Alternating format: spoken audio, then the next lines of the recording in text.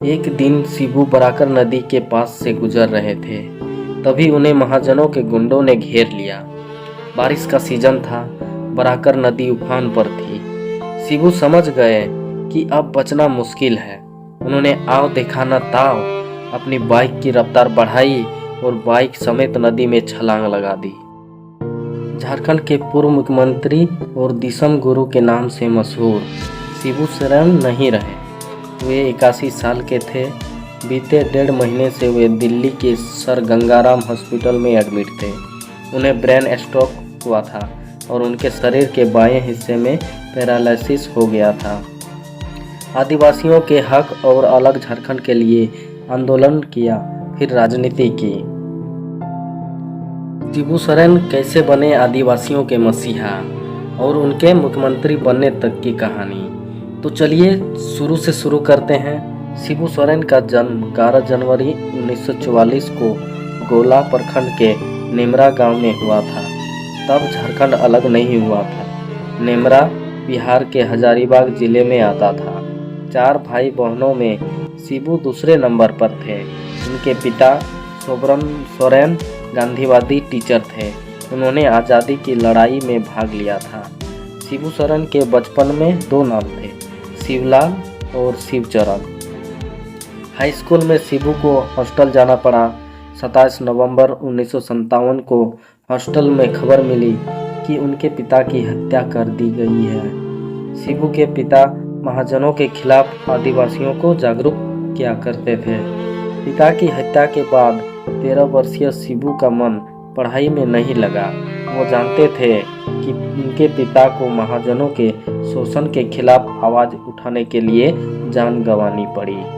ये वो दौर था जब गोला और इसके आसपास के क्षेत्रों में सूदखोरों का आतंक था। सूदखोर पहले ग्रामीणों को कर्ज देते थे, फिर 500% तक सूद वसूलते थे। भुगतान न करने पर जमीन पर कब्जा कर लेते थे। ग्रामीणों के अपने ही खेत में धान उपजाने के बाद उसका आधे से ज़्यादा हिस्सा महाजन जबरन ले जाते थे। शिबू इस बात को समझ चुके थे कि पढ़ाई से ज़्यादा जरूरी है महाजनों के खिलाफ आदिवासी समाज को इकट्ठा करना। उन्होंने सूदखोरों महाजनों के खिलाफ काम करना शुरू किया। शिबू को रास्ते से हटाने के लिए महाजनों ने भाड़े के लोग जुटाए। उन दिनों आदिवासियों को जागरूक करने के लिए शिबू सोरेन बाइक से गांव-गांव जाते थे। एक दिन शिबू बराकर नदी के पास से गुजर रहे थे। तभी उन्हें महाजनों के गुंडों ने घेर लिया। बारिश का सीजन था, बराकर नदी उफान पर थी। शिबू समझ गए कि अब बचना मुश्किल है। उन्होंने आओ देखा न ताव अपनी बाइक की रफ्तार बढ़ाई और बाइक समेत नदी में छलांग लगा दी। सभी को लगा उनका मरना तय है, लेकिन थोड़ी देर बाद शिबू तैरते हुए नदी के दूसरे छोर पहुंच गए। लोगों ने इसे दैवीय चमत्कार माना। आदिवासियों ने शिबू को दिसम गुरु कहना शुरू कर दिया। संथाली में दिसम गुरु का अर्थ होता है देश का गुरु। सूदखोरों का धान जबरन काट लेते थे शिबू सोरेन। उन दिनों गोला मुरी रोड पर गोमती नदी पर पुल बन रहा था। गोला के डभातू निवासी बिशु महतो को महाजन के लोग जमीन हड़पने के लिए तंग कर रहे थे। शिबू ने तय किया कि वे बिशु की मदद करेंगे। शिबू ने महाजन के गुंडों से कहा कि बिशु को परेशान नहीं करें, वरना अंजाम अच्छा नहीं होगा। पहली बार किसी ने गुंडों को धमकी दी थी। वो दूसरी बार बिशु को परेशान करने नहीं आए। इससे खुद शिबू सोरेन का मनोबल बढ़ा। लोग शिबू सोरेन के साथ होने लगे। नई उम्र के इस लड़के में उन्हें मसीहा नजर आ रहा था, जो सूदखोरों से मुक्ति दिला सकता था। शिबू का प्रभाव बढ़ता जा रहा था। साथियों ने कहा कि अगर राजनीति में हमारा व्यक्ति होगा तो हमारी बात सुनी जाएगी। तय हुआ कि शिबू सोरेन चुनाव लड़ेंगे। शिबू ने बरलंगा पंचायत के मुखिया के चुनाव के लिए पर्चा भरा। कहा जाता है अफसरों की मिली भगत से शिबू को चुनाव हराया गया था। आदिवासी अपने ही खेतों में मजदूरों की तरह काम कर रहे थे। शिबू ने लोगों से कहा कि तीर धनुष उठाओ और जबरन धान काटो, हम देखेंगे कौन रोकेगा। शिबू सोरेन के इस आह्वान पर लोगों ने उनका साथ देना शुरू किया। शिबू सोरेन ने समर्थकों के बूते पर धान काटो अभियान शुरू कर दिया।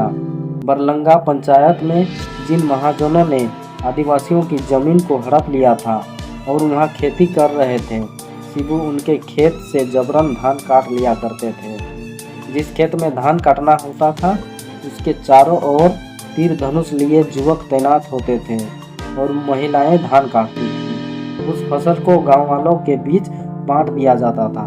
इससे शिबू सोरेन की लोकप्रियता बढ़ने लगी। विनोद बाबू सीपीआई छोड़ चुके थे, वे अब शिबू के साथ थे। वे समझ रहे थे कि आदिवासियों को एक राजनीतिक पार्टी की ज़रूरत है। ऐसे ही एक दिन 4 फरवरी 1972 को धनबाद में शिबू सोरेन और साथियों ने विनोद बाबू के धनबाद स्थित आवास पर बैठक की। इसमें शिबू सोरेन, विनोद बाबू, ए.के. राय, प्रेम प्रकाश हेम्ब्रम, कतरास के पूर्व राजा पूर्णेंदु नारायण सिंह, शिवा महतो, जादू महतो, शक्तिनाथ महतो, राजकिशोर महतो, गोविंद महतो आदि मौजूद थे। बैठक में सोनोत संथाल समाज और शिवाजी समाज का विलय कर नया संगठन बनाने का फैसला लिया गया। बैठक में नए संगठन के नाम पर चर्चा हुई। कई नाम सुझाए गए। नए संगठन का नाम झारखंड मुक्ति मोर्चा (JMM) रखने का निर्णय किया गया। केंद्रीय समिति का गठन किया गया। सभी की सहमति से विनोद बिहारी महतो को अध्यक्ष, शिबू सोरेन को महासचिव और पूर्णेंदु नारायण सिंह को उपाध्यक्ष बनाया गया। 1973 में JMM की स्थापना रैली के बाद मोर्चा काफ़ी सक्रिय और फेमस हो चुका था। सूदखोरों का धान जबरदस्ती काटने के बाद शिबू के खिलाफ कई केस दर्ज हो चुके थे। पुलिस सरगर्मी से उनकी तलाश कर रही थी। कई जगह छापे मारे जा रहे थे। 4 फरवरी को JMM का स्थापना दिवस आ रहा था। अध्यक्ष विनोद बिहारी जेल में थे। सबको लगा था कि इतने केसों के कारण शिबू भी नहीं आए। इसके बावजूद JMM का स्थापना दिवस मनाना तय था। धनबाद में कार्यक्रम स्थल पर भारी भीड़ जमा हो गई। शिबू को गिरफ्तार करने के लिए चप्पे चप्पे पर पुलिस तैनात की गई। थोड़ी देर में पुलिस को चकमा देकर शिबू सोरेन मंच पर प्रकट हुए। हजारों लोग उन्हें घेरे हुए थे।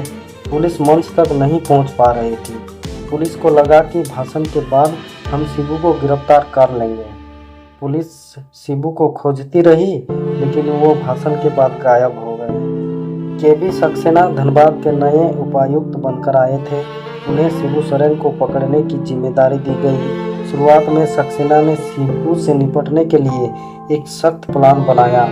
जब उन्हें पता चला कि शिबू आदिवासियों के हित में काम कर रहे हैं, तब उन्होंने शिबू को लेकर अपना नजरिया बदल लिया। सक्सेना बेहद निडर व्यक्ति थे। एक बार वे किसी तरह जंगल के भीतर शिबू के ठिकाने तक पहुंच गए। शिबू की सुरक्षा के लिए सैकड़ों आदिवासी तीर कमान लेकर पहरा दे रहे थे। शिबू के पास आकर सक्सेना ने कहा, मैं धनबाद का नया DC हूँ, आपसे मिलने आया हूँ। शिबू ने सक्सेना को अपने पास खाट पर बैठाया। सक्सेना की पूरी आवभगत की। KB सक्सेना ने शिबू सोरेन से कहा, आपको देखकर एक बात पता चली कि आप आदिवासियों के मसीहा हैं, लेकिन आपकी लड़ाई का तरीका गलत। जंगल में रहकर कब तक लड़ते रहेंगे? आप कानून के सामने सरेंडर कर दीजिए, वरना किसी दिन पुलिस की गोली के शिकार हो जाएंगे। अगली बार KB सक्सेना के साथ SP और कुछ और ऑफिसर भी आए। पहरा दे रहे आदिवासियों को निर्देश था कि गिरफ्तारी होती है तो हमला करना, वरना नहीं। सक्सेना पहुंचे, लेकिन कोई गिरफ्तारी नहीं हुई। वहां एक बड़ी सभा हुई जिसमें 25,000 आदिवासियों ने भाग लिया। सक्सेना ने कहा कि शिबू आदिवासियों के मसीहा हैं। ये बात पूरे राज्य में फैल गई। सूदखोरों महाजनों ने इसका विरोध किया। समर्पण से पहले ही सक्सेना का तबादला हो गया।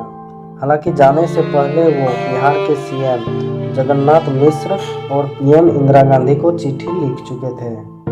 नए डीसी साहब आए, उनका भी शिबू से संपर्क जारी रहा। एक दिन शिबू को थाने आने के लिए कहा गया। ये वो समय था जब कोई ये हिम्मत नहीं कर सकता था। शिबू को बताया गया कि थाने से ही सीएम साहब आपसे बात करेंगे, इसके बाद आप पर लगे केसों को हटा दिया जाएगा। बात सितंबर 1975 की है। एक दिन डीसी शिबू के ठिकाने पर पहुंचे। उन्होंने बताया गया कि शिबू को कुछ दिन जेल जाना पड़ेगा ताकि चीज़ों को ठीक किया जा सके। प्रशासन ने समर्थकों को भरोसा दिया कि कुछ गलत नहीं होगा, धीरे धीरे सब केस खत्म कर देंगे, लेकिन पहले शिबू को जेल जाना पड़ेगा। इस तरह शिबू सोरेन ने सरेंडर किया। कई दिन शिबू और उनके साथी धनबाद जेल में रहे।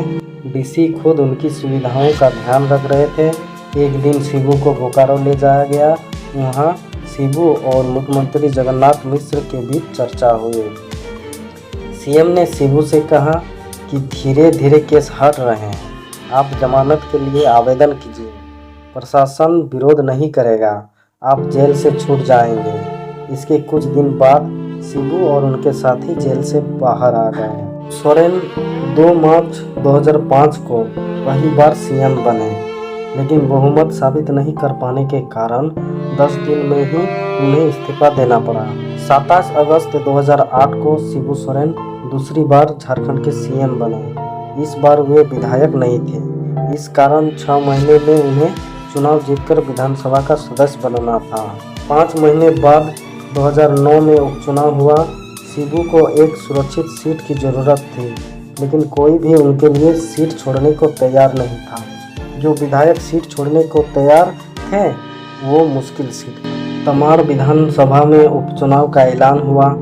यूपीए ने गठबंधन की ओर से शिबू का नाम रखा, लेकिन शिबू वहां से चुनाव नहीं लड़ना चाहते थे। शिबू जानते थे कि तमाड़ मुंडा बहुल क्षेत्र है, वहां शिबू को मुश्किल हो सकती है। मजबूरी में शिबू सोरेन ने पर्चा दाखिल कर दिया। विरोधी के रूप में झारखंड पार्टी के राजा पीटर मैदान में थे। 8 जनवरी 2009 को परिणाम आया तो सीएम शिबू सोरेन करीब 9000 वोट से उपचुनाव हार गए थे। आखिर में उन्हें इस्तीफा देना पड़ा। 3 बार के कार्यकाल में सिर्फ 10 महीने सरकार चलाई। 3 बार के कार्यकाल में शिबू सोरेन को 10 महीना 10 दिन ही राज्य की कमान संभालने का मौका मिला। शिबू सोरेन पहली बार 2 मार्च 2005 को झारखंड के मुख्यमंत्री की कुर्सी पर बैठे। वे 2 मार्च से 12 मार्च यानी कि सिर्फ 10 दिन के लिए मुख्यमंत्री बने थे। इसके बाद शिबू सोरेन दूसरी बार 28 अगस्त 2008 को झारखंड के मुख्यमंत्री बने। इस बार उन्हें 5 महीने तक मुख्यमंत्री की कुर्सी पर बैठने का मौका मिला। उन्होंने 18 जनवरी 2009 को मुख्यमंत्री पद से इस्तीफा दे दिया। फिर तीसरी बार 30 दिसंबर 2009 को शिबू सोरेन झारखंड के मुख्यमंत्री बने। इस बार फिर उन्हें 5 महीने ही मुख्यमंत्री की कुर्सी पर बैठने का मौका मिला।